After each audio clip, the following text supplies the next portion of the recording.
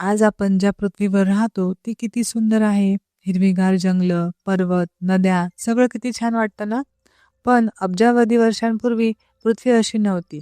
त्यावेळी हा आपला ग्रह आजसारखा सुंदर नव्हता. सगळीकडे लावाच्या नद्या, ज्वालामुखींचे उद्रेक आणि धुळीने झाकलेलं आकाश होतं.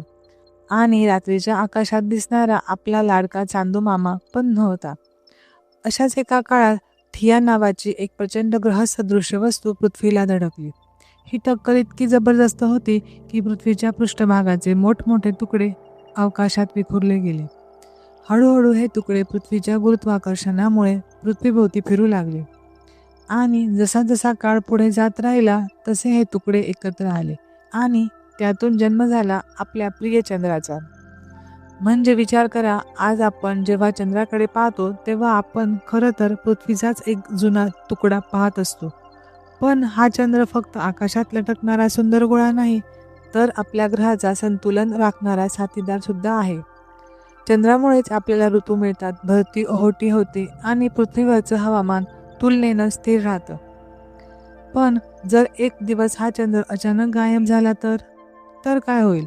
पृथ्वीचं जीवन जसं आज आपण अनुभवतो तसंच राहील की आणखी काही वेगळं होईल? आजच्या या प्रवासात आपण जाणून घेणार आहोत चंद्राशिवाय पृथ्वीचं काय होईल. अब्जावधी वर्षांपूर्वी जेव्हापासून चंद्राचा जन्म झाला तेव्हापासून चंद्र फक्त आकाशातलं एक सुंदर दृश्य नाही, तर पृथ्वीच्या आयुष्याला आकार देणारा निशब्द रक्षक ठरला आहे.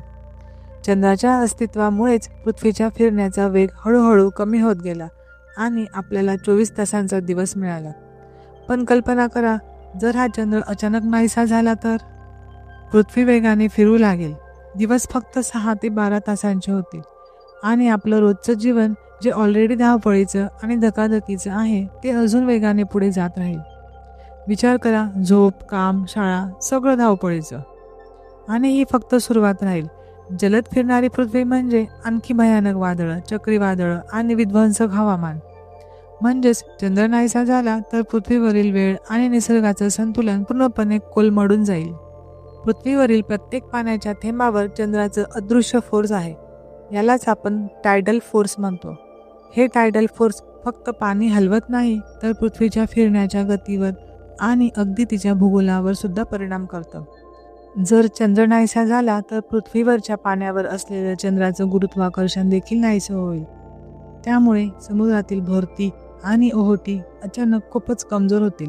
आणि मग काय, लाखो जीव जे चंद्राच्या भरती ओहोटीवर अवलंबून आहेत, खेकडे, कासव, अगदी मासळींच्या प्रजाती, त्यांच्या प्रजनन काळात गोंधळ उडेल.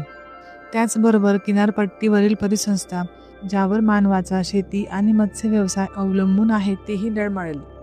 विचार करा, एक छोटा बदल म्हणजे फक्त चंद्राचं नाहीसं होणं आणि संपूर्ण समुद्र जगत आणि त्यासोबत मानवाचं जीवन कायमचं बदलून जाईल. आपली पृथ्वी एका काल्पनिक रेषेभोवती फिरते.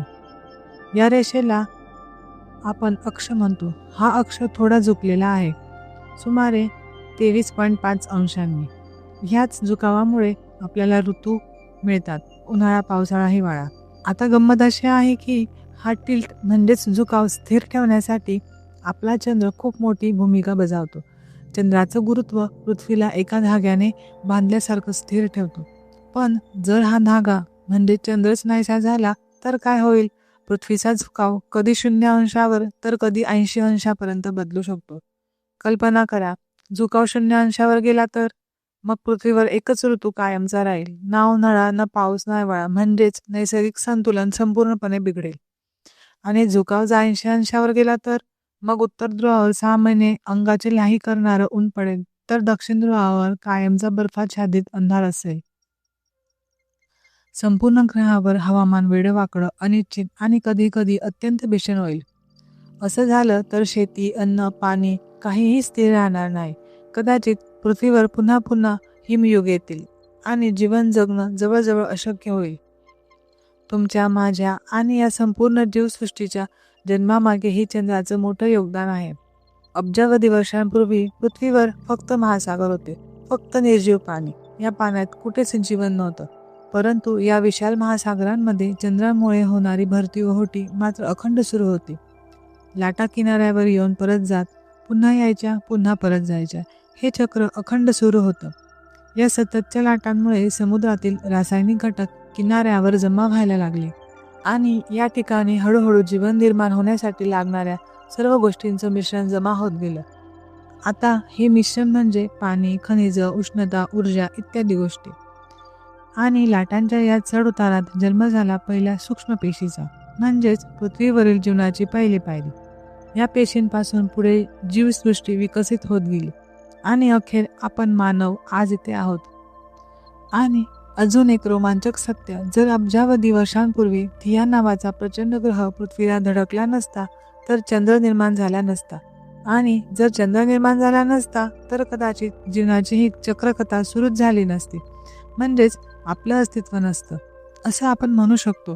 कारण आज अंतराळात अनेक ग्रह आहेत पण त्यांच्यावर जीवन नाही, म्हणजेच पृथ्वीवरील जीवसृष्टीचा विकास होण्यामागे चांदोमामाचा पण मुख्य रोल आहे असं आपण म्हणू शकतो.